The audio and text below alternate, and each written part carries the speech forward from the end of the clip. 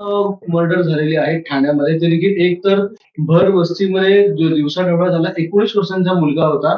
दुसरा जो आहे तो एका सामान्य माणसाचा होता, पण तो देखील भर म्हणजे अगदी गर्दीच्या ठिकाणी, तलावाच्या ठिकाणी. काय वाटतं संपूर्ण? मला असं वाटतं की ठाण्यातली कायदा सुव्यवस्थेचा प्रश्न जो आहे तो पुन्हा एकदा समोर आलेला आहे. एका दिवसात 3 मोठे गुन्हे काल ठाण्यात घडले. 2 खून झाले आणि एका ज्येष्ठ नागरिकाला मारण्याचा गुन्हा एक रजिस्टर झालाय 307चा. मला असं वाटतं की ज्या पद्धतीने समाजावर किंवा या सगळ्यांवर पोलिसांचा वचक हवा होता तसा आता वचक उरलेला नाहीये. फक्त हेच गुन्हे होत नाहीयेत, त्याच्याबरोबर मोबाईल स्नॅचिंग होत आहेत, चेन स्नॅचिंग होत आहेत, सायबर गुन्हेचं प्रमाण ठाण्यामध्ये वाढलेलं आहे. त्या सगळ्या गोष्टी पाहता मला असं वाटतंय की ठाण्यामध्ये, जसं मी काल दुपारी म्हटलं होतं की नक्की ठाण्याचा बिहार होतोय का? काय ना, फोनवर गुन्हे दाखल काय करायचे हे जर सूचना उपमुख्यमंत्री देत असतील तर तशा सूचना मला असं वाटतंय की उपमुख्यमंत्र्यांनी पोलीस आयुक्तांना दिला पाहिजे की मूळचा खाली खाली जे आहे तिथे देखील जे गुन्हेगार आहेत त्यांच्यावर देखील आळा बसला पाहिजे. कायद्याची आणि पोलिसांची भीती ही गुन्हेगारांना झाली पाहिजे. मागच्या काही दिवसामध्ये हायवेला मोठ्या प्रमाणात मोबाईल स्नॅचिंगचं काम, मोबाईल चोरीचं काम वाढलेलं आहे. त्याच्यासोबत चेन स्नॅचिंग चालू आहे. या सगळ्या लोक डायरेक्टली लोकांवर आता अटॅक करायला गुन्हेगारांनी सुरुवात केलेली आहे आणि याचा ठाणेकरांमध्ये प्रचंड राग आहे, चीड आहे. माध्यम नाहीये बोलायला.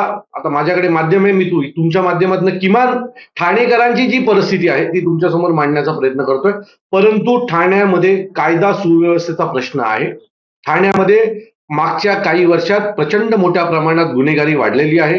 खुनाचा प्रयत्न, त्याच्यासोबत चेन स्नॅचिंग, मोबाईल स्नॅचिंग हे गुन्हे खूप वाढलेले आहेत. तरुणांमध्ये पाहायला गेलं तर आता 19 वर्षाच्या मुलाचा देखील बळी गेलेला आहे. शाळेच्या बाहेर वर्तकनगरमध्ये 2 तरुणांमध्ये राडा चालू होता. त्यानंतर एका म्हातारीला भाजी मंडईमध्ये मारण्यात आलं होतं. कुठेतरी पोलीस यंत्रणा कमी पडते. मला असं वाटतं की पोलिसांची भीती त्या लोकांवर असली पाहिजे ना, की जर मी ही गोष्ट केली, हे कृत्य केलं तर मला सजा लागेल किंवा मला पोलीस अरेस्ट करतील याची भीतीच उरलेली नाहीये आता ठाण्यामध्ये. आणि त्याच्यामुळे 19 वर्षाचा पोरगा पण गुन्हा करतो, एक गरजुल्ला पण एक गुन्हा करतो, एक ओला चालक पण एक गुन्हा करतो, एक भाजी विकणारा पण एक गुन्हा करतोय. सतत गुन्हे घडतायत ठाण्यामध्ये. अनेक गुन्हे काही व्हिडिओ समोर येतात म्हणून आपल्याला माहिती पडतात, काही गोष्टीत आपल्याला माहिती पण पडत नाही. मी जसं काल म्हटलं की विवियाना मॉलच्या बाहेर अनेक वर्षापासून काही रिक्षावाले बसतात, तिथेच गुटखा खातात, तिथेच थुकतात, तिथेच त्या विवियाना मॉलच्या भिंतीवर बसतात, येणाऱ्या जाणाऱ्या मुलींची छेडछाड करतात. याच्या बाबतीत आम्ही पोलिसांशी बोललो होतो आधी. आज ही घटना झाली म्हणून सगळे विवियाना मॉलचे इथे पळ सुटले ना. काही वर्षापूर्वी, 1-1.5 वर्षापूर्वी विवियाना मॉलच्या बाजूला असलेला जो पादचारी ब्रिज आहे त्याच्यावर एका मुलीच्या बाबतीत असाच एक प्रसंग ओढवला होता, आठवतंय का तुम्हाला? आपण काही दिवसांनी तो प्रसंग विसरलो. आज दुसरा प्रसंग घडला, त्यावेळेला आपल्याला पुन्हा आठवण आली की विवियाना मॉलच्या बाहेर काहीतरी चुकीचं घडतंय. सो मला वाटतं की त्याच्या बाहेर आता खूप मोठ्या प्रमाणात टपऱ्या आल्या आहेत. तिथे सिगरेट विकायला, तंबाखू विकायला, गुटखा विकायला आता दुकान आली. आता गुटखा बंदी आहे तरी सुद्धा तिथे गुटखा मिळतो. पोलीस काय करतायत? पोलीस त्यांना प्रश्न का नाही या सगळ्या दुकानवाल्यांना अरेस्ट करत आहे? गुटखा बंदी आहे ना, मग तुमच्या दुकानात गुटखा कसा मिळू शकतो? या सगळ्या गोष्टींवर पोलिसांनी लक्ष दिलं पाहिजे. महाराष्ट्र शासनाच्या गृहमंत्र्यांना माझी विनंती आहे की ठाण्यातल्या कायदा सुव्यवस्थेकडे तुम्ही पहा. ठाणेकरांनी मागच्या निवडणुकीत तुम्हाला भरभरून प्रेम दिलेलं आहे. आता त्या ठाणेकरांना मोबदला द्यायची वेळ आली ना, तर या मोबाईल स्नॅचिंग, खुनाचे प्रयत्न, खून, पानाच्या टपऱ्या याच्यापासून तुम्ही मुक्तता दिली पाहिजे. का जिथे एक पानाची टपरी आली तिथे गुन्हा आला, तिथे 25 गुन्हेगार जमतात. सो या सगळ्यांवर लक्ष द्यायची वेळ आलेली आहे. नाहीतर भविष्यात मी जसं काल म्हटलं ठाण्याचा बिहार व्हायला वेळ लागणार नाही. सर, अंमली पदार्थांचं देखील मोठ्या प्रमाणात कालही कळव्यातल्या एका नगरसेवकांनी अंमली पदार्थ विकणाऱ्याला रेड हँड पकडून दिलेला आहे ठाण्यामध्येच ना. म्हणजे जर एका नगरसेवकाला कळतंय की इथे अंमली पदार्थ मिळतं तर पोलिसांना कसं नाही कळतंय?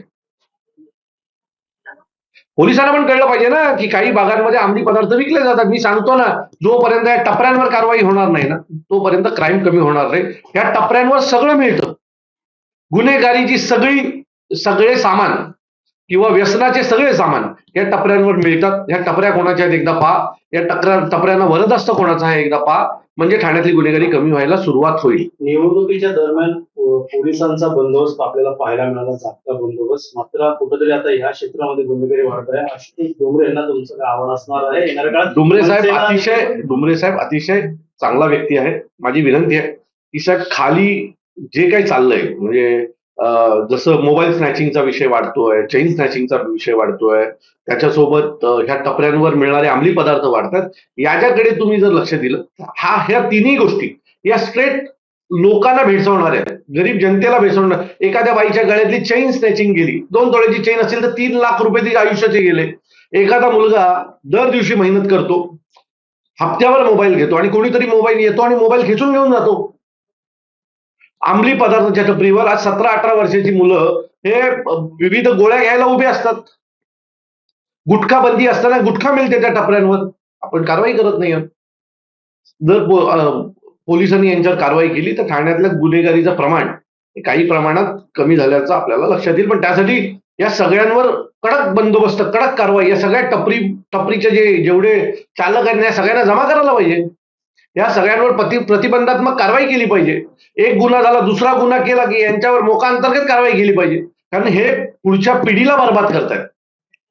त्यामुळे कारवाई होणं खूप गरजेचं आहे आणि ती जर कारवाई नाही झाली तर अजून ठाण्यामधले गुन्हेगारीचं प्रमाण हे मोठ्या प्रमाणात वाढेल, हे निश्चित.